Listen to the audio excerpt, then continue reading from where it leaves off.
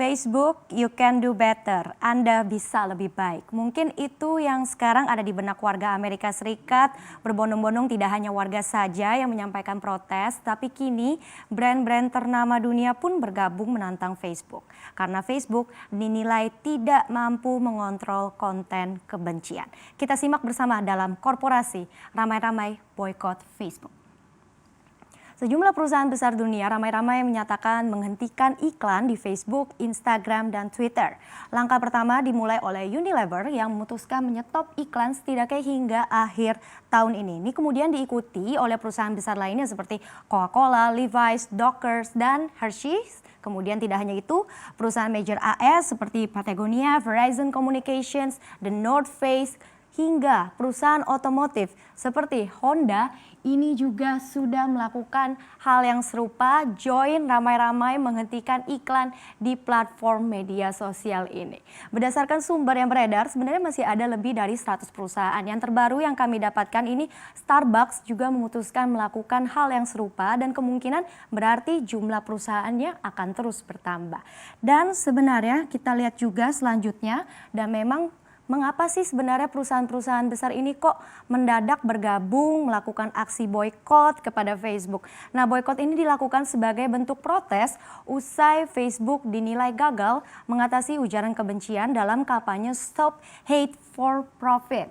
Facebook dianggap tidak mengambil langkah signifikan dalam mengontrol konten-konten berbau rasisme, kekerasan, dan hoax di platform media sosialnya. Dan Facebook juga tidak mengambil tindakan terhadap unggahan Presiden Trump yang kerap kali kontroversial dan bernada kekerasan. Nah, intinya konten-konten buruk dapat menimbulkan masalah bagi pengguna. Jika melalui unggahan konten, pengguna diberi akses untuk mengekspresikan pandangannya meski itu negatif sekalipun, ya sangat disayangkan apabila lewat konten di dunia maya, para pengguna terpapar pengaruh menyesatkan dan saling bertikai di media sosial. Tentunya Facebook ini diminta untuk berkomitmen membersihkan konten-konten berbau kebencian. Apalagi kita tahu kondisi di Amerika Serikat saat ini masih ramai diwarnai oleh perpecahan atau polarisasi. Nah, gelombang protes atas kematian George Floyd di tangan polisi saja kita tahu ini masih belum selesai. Lantas seperti apa respon Mark Zuckerberg atas aksi ini? Mark mengatakan Facebook akan mulai memberi label pada konten yang layak diberikan.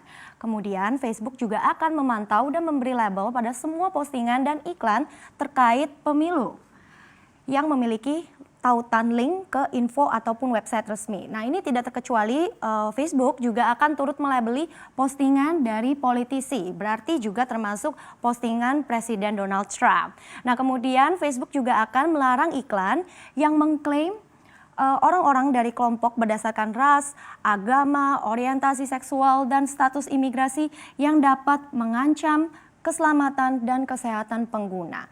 Memang tidak bisa dipungkiri, layanan iklan digital ini merupakan salah satu penyumbang terbesar bagi pendapatan platform media sosial. Kita lihat dulu pendapatan Facebook dari iklan di Amerika Serikat. Data dari eMarketer menyebut pada tahun 2019, Facebook berhasil meningkatkan pendapatan dari iklan digital sebesar 29,95 miliar dolar AS atau meningkat 26,1% dari tahun sebelumnya.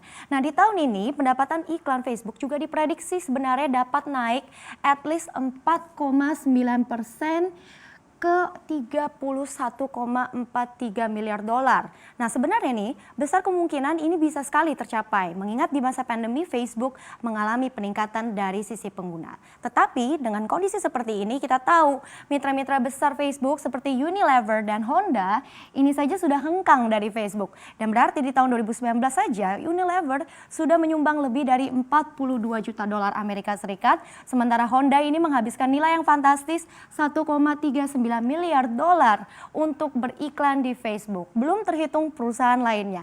Nah, memang ini nasi sudah jadi bubur, mau dikata apa ya, dengan total hampir 100 perusahaan yang mengikuti langkah Unilever untuk meninggalkan Facebook. Kita lihat seperti apa kelanjutannya. Pada Jumat pekan lalu dalam satu hari, saham Facebook anjlok lebih dari 8% ke level 216 dolar atau kira-kira 3 juta rupiah per lembar sahamnya. Nah, penurunan harga Facebook ini juga setidaknya telah menghilangkan 56 miliar dolar dari nilai pasar Facebook. Tidak main-main juga, dalam satu hari kekayaan bersih Mark Zuckerberg juga hilang 7,2 miliar dolar atau setara dengan 102 triliun rupiah dalam satu hari, menjadi 82,3 miliar dolar nih kekayaan Mark Zuckerberg. Tetapi dilansir dari Bloomberg Billionaire Index, CEO Facebook ini sudah terhempas dari top 3 orang terkaya di dunia. Mark Zuckerberg turun satu tingkat ke posisi 4 di bawah kekayaan bos Louis Vuitton Bernard Arnault yang masuk menjadi 3 orang terkaya di dunia bersama dengan Jeff Bezos, bos Amazon, dan Bill Gates, bos Microsoft. Nah, sejumlah analis ini menyebut aksi boikot perusahaan terhadap Facebook tidak akan berdampak signifikan dalam jangka panjang. Nah, faktanya memang Facebook merupakan salah satu platform media sosial terpowerful di dunia. Akankah aksi boikot ini berlangsung lama? And what's next for Facebook? Kita nantikan bersama.